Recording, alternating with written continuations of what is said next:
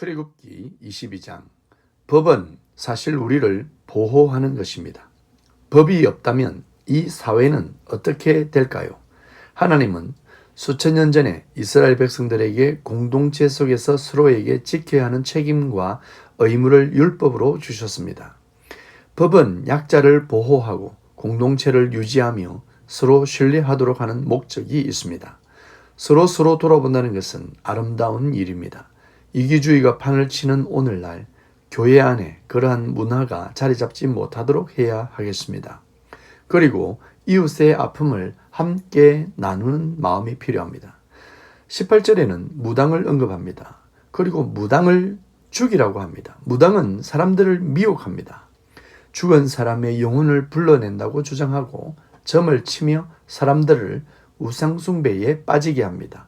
오늘날 크리스찬 중에서도 무당을 찾아가거나 점을 치는 듯한 모습이 있습니다. 하나님은 이러한 일을 결코 용납하지 않습니다. 사탄은 속이는 자입니다.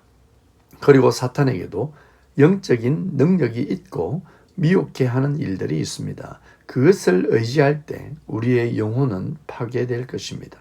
하나님과는 점점 멀어질 것입니다.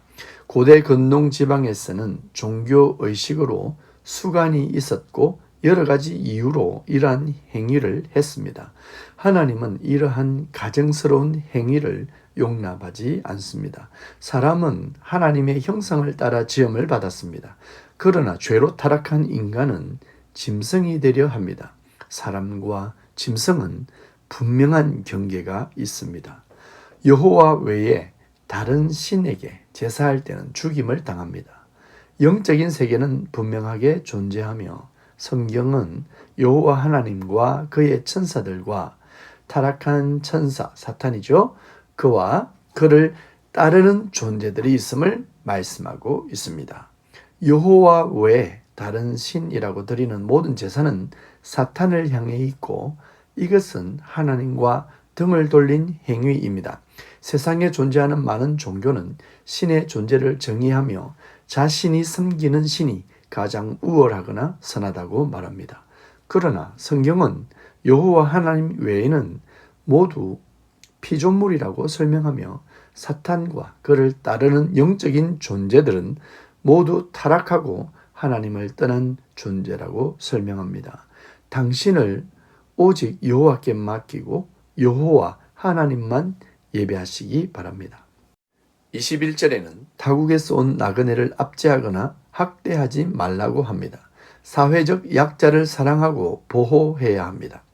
가난한 자에게는 이자를 받지 말라는 내용도 있습니다. 그런데 가난한 자를 이용해 그들의 생명까지 위협하는 사람들도 우리 주변에 있습니다.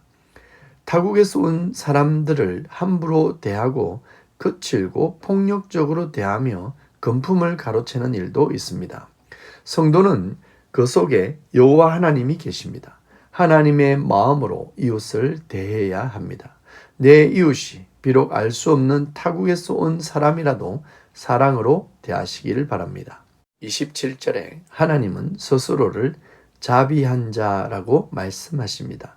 자비로운 마음, 사랑의 마음, 섬김의 마음, 정의로움 등등 성도는 계속해서 하나님을 닮아가야 할 것입니다. 하나님은 첫 아들을 하나님께 드려라 라고 하십니다. 아들을 하나님께 드린다는 의미는 헌신이며 나의 모든 자녀가 하나님의 것임을 인정하는 것입니다. 짐승의 첫 새끼도 하나님께 드려야 했습니다. 난지 8일째 하나님께 드려집니다. 사람은 난지 8일 만에 할례를 행함으로 하나님의 소유가 되는 의식을 행합니다. 그러고 보면 우리의 소유는 하나님이 주시지 않은 것이 없습니다. 나를 하나님에게 드리고 나의 가정을 하나님에게 드리는 헌신은 우리가 구원받은 백성임을 스스로 확증하는 모습일 것입니다. 31절에 너희는 내게 거룩한 사람이 될지니 라고 하십니다. 거룩하다는 말은 순수하다, 깨끗하다, 성결하다란 뜻입니다. 그리고 하나님께 자신을 헌신한 자, 하나님의 소유로 구별된 자, 오직 하나님을 섬기기 위해 정해진 자, 모든 죄와 더러움에서 분리된 자란 의미를 담고 있습니다. 우리는 하나님의 백성이며 하나님의 자녀입니다. 그 거룩한 자가 이 땅을 살아갈 때 주어진 하나님의 법을 지키는 일은 당연한 일입니다. 세상 속에서 거룩한 하나님의 자녀로 살아가야 합니다. 하나님은 거룩을 먹는 일과 연결지어 설명합니다. 성경 많은 곳에서 무엇을 먹을지 먹지 말아야 할지를 설명합니다. 아담의 죄는 먹는 것으로 시작됩니다. 물론 불순종의 모습 그 자체가 죄이지만 먹지 말아야 하는 것을 먹는 행위, 그것이 우리를 파멸로 몰아갔습니다. 하나님의 자녀가 먹어야 할 것과 먹지 말아야 할 것을 잘 구별하고 삶에서도 거룩함을 위하여 내가 취할 것과 버릴 것을 구별하고 살아갈 때 하나님의 자녀로 성숙해질 것입니다.